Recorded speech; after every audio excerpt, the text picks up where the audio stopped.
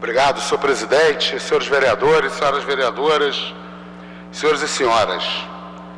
Agora pela manhã, a comissão especial sobre o colapso hídrico, da qual eu sou presidente, fez o seu primeiro debate público sobre a crise hídrica aqui no Rio de Janeiro. A comissão é composta por mim, pelo vereador João Cabral, pelo vereador Eduardão. E hoje nós recebemos, nessa audiência pública, o deputado estadual Flávio Serafini, do PSOL, a professora e pesquisadora Ana Lúcia Brito, do Programa de Pós-Graduação em Urbanismo da UFRJ, o ProURB, o professor e ambientalista Pedro Aranha, Pedrão, o professor Sebastião Raulino, do Bahia Viva, o senhor Edis Fernandes de Oliveira, representando a SEDAI, e o senhor Jaci Nascimento, representando os pescadores de Santa Cruz. Nessa audiência, nesse debate público, aliás, a minha equipe produziu essas notas da presidência da Comissão Especial sobre o Colapso Hídrico. Nós distribuímos a todos os debatedores, a todas as pessoas que vieram assistir à audiência pública. Vamos colocar disponível na internet, né, para que todos possam ler esse primeiro trabalho, que não é um relatório da comissão, é uma contribuição da presidência da comissão, né, para ajudar nos debates e até a formular o relatório. A situação ela é bastante grave. Eu já falei aqui nessa tribuna algumas vezes a respeito dessa situação aqui na cidade e no estado do Rio de Janeiro. Já até exibi ali nos telões da Câmara um gráfico mostrando, né, a situação dos reservatórios, né, do sistema Guandu, nesse caso aqui do dia 31 de agosto de 95 até 2015, né, mostrando que, por exemplo, até 2014, só de 2001 a 2003, os reservatórios tiveram menos de 30%, né, do seu volume útil. Em 2003, tinha sido o único ano que ficou abaixo dos 20%. Em 2014, esse volume caiu para 18,2%. E no dia 31 de agosto desse ano estava em 7,1%. Quer dizer, uma redução dramática, né, do volume útil do sistema Guandu, mostrando o quanto que esse debate é importante para a nossa cidade e para o nosso estado. Se nós não estamos vivendo uma situação de racionamento oficial no estado do Rio de Janeiro, nós sabemos que, especialmente na Baixada Fluminense, setores da nossa população vivem um estado de falta d'água permanente há muito tempo. Algumas pessoas nunca viveram sem estarem submetidos ao regime de falta de água na região da Baixada Fluminense. A gente, com essa comissão, quer discutir esse tema, quer inclusive ajudar a Câmara Municipal a se antecipar sobre o que fazer para evitar uma situação mais grave, ou o que fazer caso essa situação mais grave venha a se concretizar. Por exemplo, o maior consumidor de água no estado do Rio de Janeiro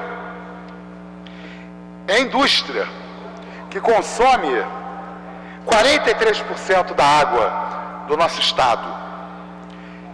O que o poder público planeja fazer, por exemplo, no caso da situação se agravar, para garantir o cumprimento das resoluções que garantem que a água é um direito humano inalienável, para garantir as leis que dizem que se houver desabastecimento, que o consumo humano e a dessedentação dos animais tem que ser prioridade, em detrimento da indústria, da mineração, da irrigação, por exemplo. 42% do consumo do estado do Rio de Janeiro aparece como abastecimento humano. Mas a gente já sabe que esses 42% é o total da água que a SEDAI fornece para abastecimento. Então isso não inclui apenas o uso residencial. Aqui estão pequenas indústrias, estão comércios, estão outras atividades urbanas que estão além do uso residencial. Então, é muito evidente, né? E no Brasil mais ainda, em que o uso residencial é de 9%, que fazer campanhas para a população economizar água é absolutamente insuficiente para a gente enfrentar o problema, né?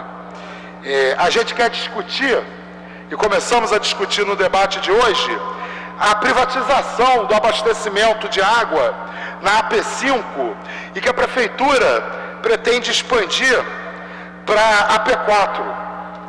Esse processo de privatização, em primeiro lugar, ele vem na contramão do que vem acontecendo hoje no mundo. Nos últimos 15 anos, 225 cidades em todo o mundo já estão fazendo o oposto, estão desprivatizando os serviços de abastecimento de água. Pra vocês terem uma ideia, deixa eu só achar aqui o dado certinho.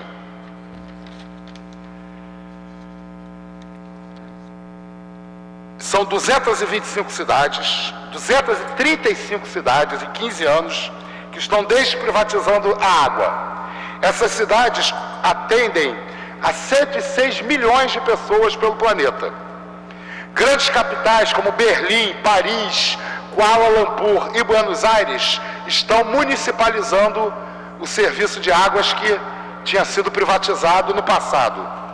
A cidade de Paris reassumiu o abastecimento de água em 2010. Imediatamente a cidade economizou 35 milhões de euros que eram pagos como dividendos a acionistas da Companhia de Águas. E reduziu as tarifas em 8% em relação a 2009. São Paulo, que privatizou a Sabesp,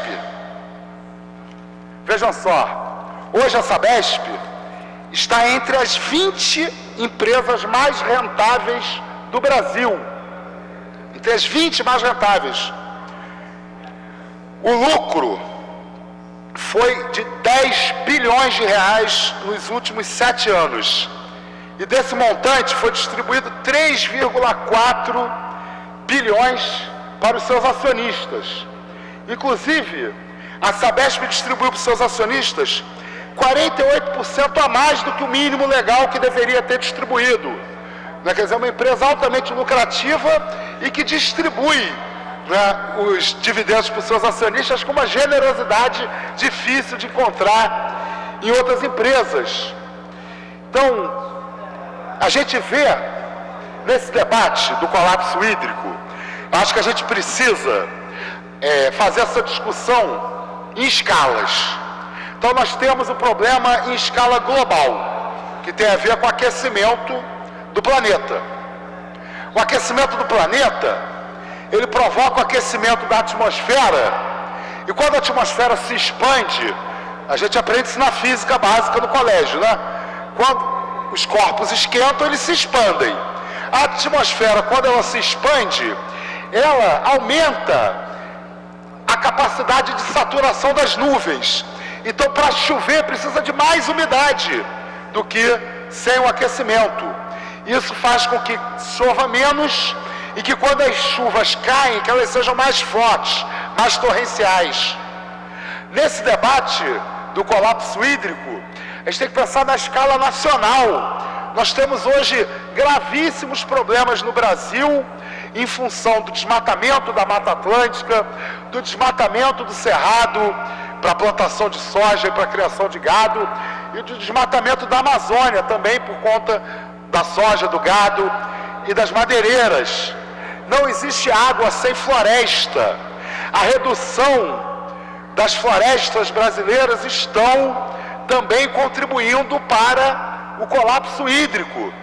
E não basta só desmatamento zero. A gente precisa que se comece o reflorestamento da Mata Atlântica, do Cerrado e da Amazônia. E nesse debate sobre o colapso hídrico, a gente precisa também refletir na escala regional e local. E aí, na escala regional e local, a gente encontra uma série de problemas de gestão das águas. Nós encontramos problema, de falta de transparência das informações sobre quem são os grandes consumidores. Nós enfrentamos o problema da defesa da privatização e da implementação clara da privatização do serviço de abastecimento de água e esgoto pelo país.